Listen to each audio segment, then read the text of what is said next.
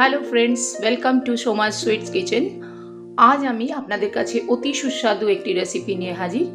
সেটার নাম হলো বক ফুলের পকোড়া। দেখুন, বক ফুলের পকোড়া করার জন্য কি কি লাগে। প্রথমেই আমি আপনাদের দেখাই, এখানে বক ফুলটা আমি নিয়ে নিয়েছি। দেখুন, বক ফুলগুলো এরকম দেখতে হয়, আপনারা নিশ্চয়ই সকলেই জানেন।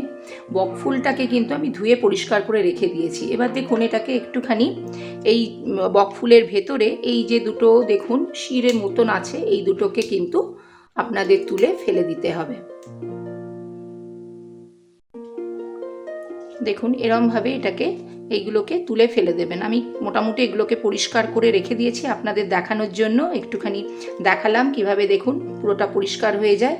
দেখছেন, এইভাবে পরিষ্কার করে সুন্দর করে এই শিটটাকে তুলে ফেলে দেবেন। আচ্ছা, এইটার জন্য যে পকোড়া বানাবার জন্য কি কি লাগবে, বেসন নিয়েছি আমি। আমার কাছে এখানে 10টা মতন বকফুল আছে। তো এখানে বেসন নিয়েছি, এখানে একটু চাল গুঁড়ি নিয়েছি, একটু কালো জিরে আর জোয়ান নিয়েছি অল্প অল্প, একটু গোলমরিচের গুঁড়ো নিয়েছি, একটু ভাজা মৌরি গুঁড়ো, ধনে গুঁড়ো, ভাজা ধনে গুঁড়ো, আর একটু শুকনো লঙ্কা নিয়েছি। এগুলো দিয়ে আমি একটা ব্যাটার তৈরি করব। আর স্বাদ মতো নুন তো আপনারা দেবেনই।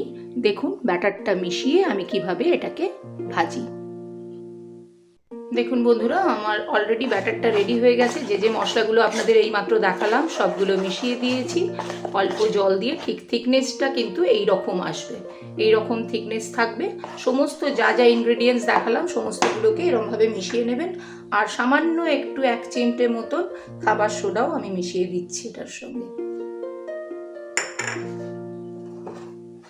ব্যাটারের মধ্যে একটু খাবার সোডা মিশিয়ে দিলে পকোড়াটা অনেক সুন্দর, অনেক সফট নরম হবে, সুন্দর খেতে হবে। আর তার সঙ্গে যেহেতু এটার মধ্যে আমি একটু চাল গুঁড়িয়ে দিয়েছি, ক্রিস্পিও হবে, খুব ভালো খেতে, সুন্দর টেস্টি হবে। আপনারা একটি অবশ্যই বাড়িতে বানিয়ে দেখবেন।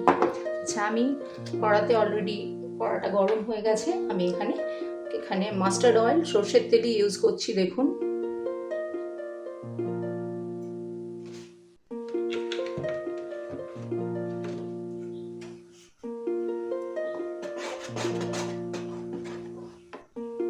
তেলটা একটু গরম হলে আমরা এক এক করে ছাড়তে থাকবো।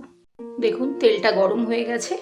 এবার আমি রং করে একটা একটা নিয়ে ভালো করে এটার সঙ্গে ব্যাটারের মধ্যে ডুবিয়ে এটাকে আমি ছাড়তে থাকবো।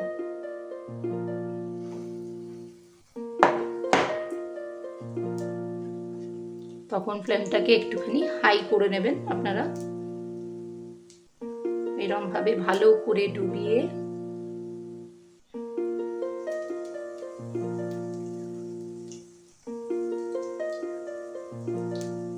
চারপাশটা যেন ভালো করে এরম ভাবে ডোবে।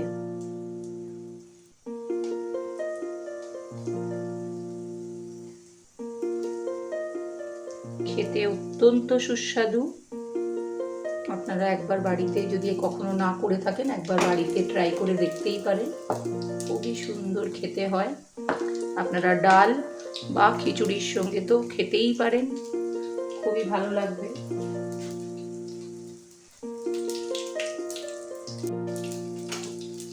দেখুন বন্ধুরা, একটা পিঠ এরকম যখন হয়ে যাবে তখন আপনারা এটাকে একটু উল্টে দেবেন।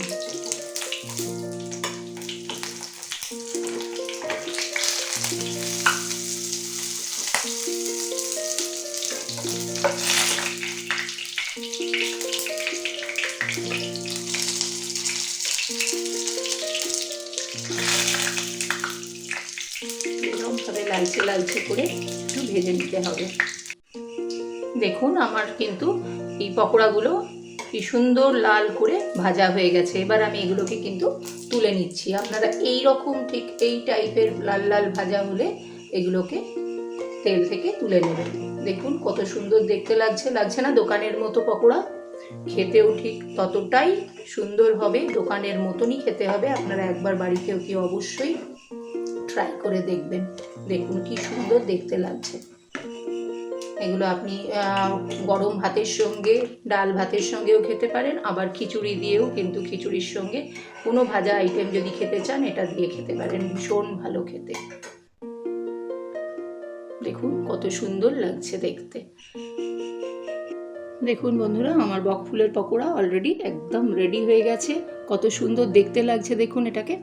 আপনাদের যদি এই রেসিপিটা ভালো লেগে থাকে প্লিজ লাইক, শেয়ার আর কমেন্ট করতে ভুলবেন না। Thank you so much.